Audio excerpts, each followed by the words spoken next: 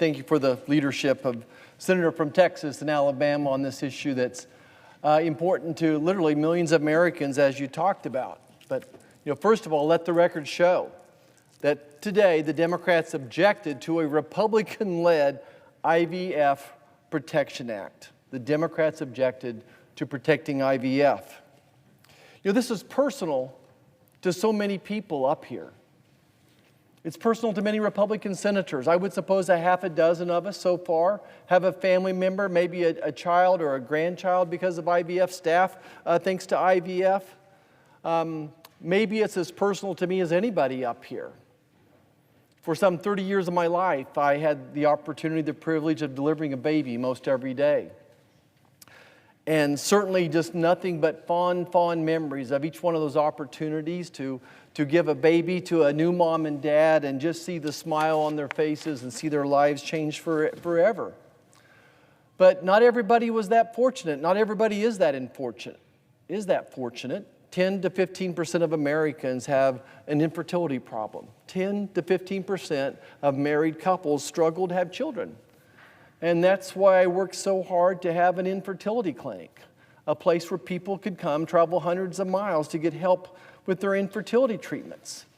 And certainly there were many basic things we could do, and we helped thousands of women and helped them have a baby. But if we weren't successful, the next step was in vitro fertilization. And personally, I'm proud that I participated in hundreds of IVF cycles, successful cycles, and delivered many babies from in vitro fertilization. The country needs to know that Republicans believe in IVF, that we support it. I've never heard one Republican senator up here say anything else. I've not heard any state trying to take this down. So I'm proud to stand up here today and support Senator Britt's and Senator Cruz's bill to protect in vitro fertilization.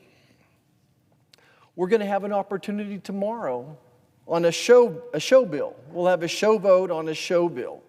Senator Duckworth's bill on IVF has poison pills that not many Republicans can tolerate.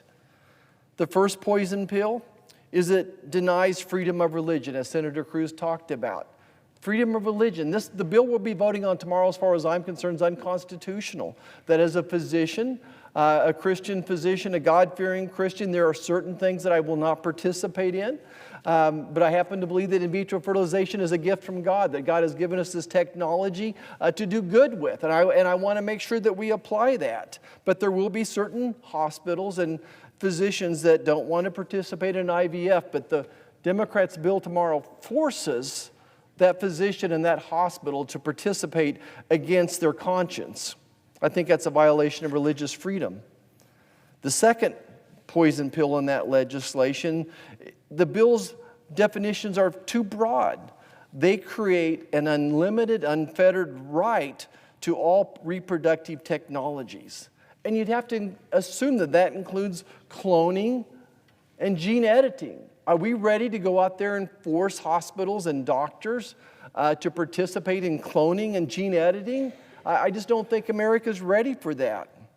And here's the third issue, the third poison pill that's being ignored, is this legislation by Senator Duckworth requires infertility clinics to go right to IVF, that they can skip all the other easier steps, if you will. And I won't bore the rest of the Senate with some of those easier things that we could do, but there are many things you can do for infertility before jumping to IVF. And I just don't think that that's good legislation to overregulate that patient-physician relationship. So it's a great honor to come here today. Every day, today, 200 babies were born from in vitro fertilization. 200. Let's celebrate those babies. We are the party of pro-family and pro-life. We support protecting in vitro fertilization. I asked this chamber to come together and celebrate the blessings of in vitro fertilization as opposed to mounting political disinformation campaigns that are disingenuous to the beliefs of so many in our conference. As I said before, the Republican Party stands as the pro-family party, and nothing embodies this more than welcoming a new baby into loving arms. Standing with these families means offering them encouragement and support in their journey towards safe and secure in vitro fertilization treatment.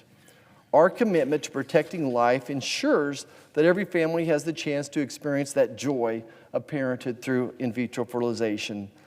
Our priority is always to make it easier for families to have a baby, not harder. We must understand that there's over 8 million families now where IVF has answered their prayer.